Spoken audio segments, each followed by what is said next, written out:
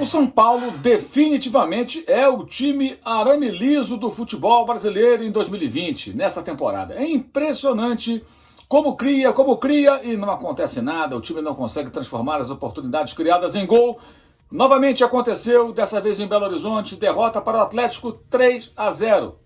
O Galo acabou passando por cima do São Paulo depois de tomar 2 bolas na trave, de um gol anulado numa polêmica danada por conta do VAR, essa coisa toda. Mas enfim, o fato é, o São Paulo é um time que cria, tem posse de bola, tudo muito legal e tal, mas não consegue transformar as oportunidades em gol. O Atlético, ao contrário, tem tido problemas, começa mal as partidas, não foi a primeira vez.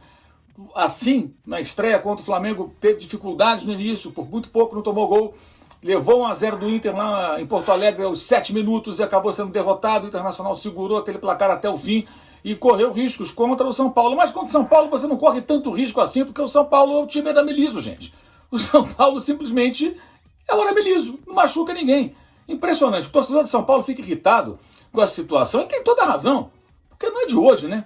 E toma 3 gols do Bragantino, toma 3 gols do Mirassol na eliminação do Campeonato Paulista, tomou 2 gols do Vasco lá do Cano no intervalo de poucos minutos, com o atacante argentino do Vasco finalizando com toda a liberdade dentro da área, e tomou 3 gols do Atlético agora.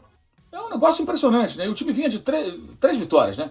Sport no Recife, Atlético Paranaense em São Paulo, venceu o Corinthians com gol nos acréscimos e tal, clássico, e aí perde dessa maneira que perdeu. Claro que muita gente vai ficar falando do VAR, aquela imagem não é conclusiva, não dá para ter certeza de rigorosamente nada se houve ou não houve impedimento do Luciano, se o Júnior Alonso dava ou não condições ao atacante tricolor, mas o fato é, o São Paulo é o time arame liso do momento. E que também foi arame liso, nesses últimos dias, foi o Grêmio de Renato Gaúcho Portaluppi. Você percebeu que o Grêmio perdeu 2 jogos seguidos para times de um investimento muito inferior à equipe comandada pelo Renato? O Renato, que quando jogou contra o Flamengo no ano passado, né, o Jesus treinava o Flamengo, ele provocava o português, falava isso, aquilo, outro. Pois é, chegou a dizer, não, o Flamengo gastou 200 milhões, como quem diz assim, é fácil, coisa e tal, né? Bem, o próprio Renato, no ano passado, foi eliminado da Copa do Brasil pelo Atlético Paranaense, que tinha um orçamento muito inferior, um time bem mais barato. E perdeu o primeiro turno do Campeonato Gaúcho esse ano, 2020, já antes da parada da pandemia, para o Caxias, que tem um time infinitamente mais barato que o Grêmio. E o próprio Caxias perdeu em casa a final do Gaúcho agora, nesses últimos dias, 2-0, mas ganhou na arena do Grêmio por 2-1 no fim de semana. E agora o Sport, que até outro dia era o pior time do campeonato, agarrado na lanterna, com Jair Ventura no comando, técnico que estava sem trabalhar desde o final de 2018, quando deixou o Corinthians. Pois é, Jair Ventura chegou e ganhou lá dentro de Porto Alegre por 2-1, num jogo que a equipe do Grêmio chutou 30 vezes contra o gol do time pernambucano, só marcou uma vez, tomou 2 gols, perdeu por 2-1, 2 derrotas seguidas.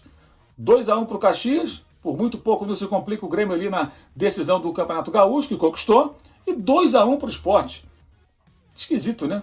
O Grêmio também tem sido arame liso, 2 tricolores arames lisos, né? O São Paulo, já de outros carnavais, e agora o Grêmio do Renato Gaúcho, que não vai ter esse argumento, que é um argumento absolutamente tacanho, de tentar reduzir uma discussão sobre um time e outro que se enfrentam, e um derrota o outro, a grana. Claro que o dinheiro pesa, claro que o dinheiro tem importância. Se bem utilizado, você contrata ótimos jogadores, tem maiores possibilidades de vitória.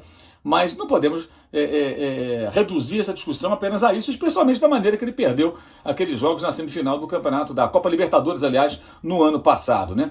Mas é isso, o Atlético recupera-se depois de 2 derrotas seguidas no Campeonato Brasileiro, né? Até porque muita gente esqueceu, porque o time estava disputando também a final do estadual, do Campeonato Mineiro, ganhou lá do Tombense a decisão, foi campeão mineiro do São Paulo.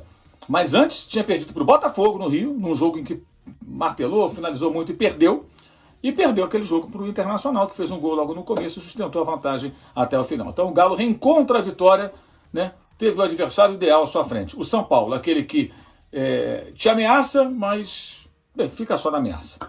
Saudações!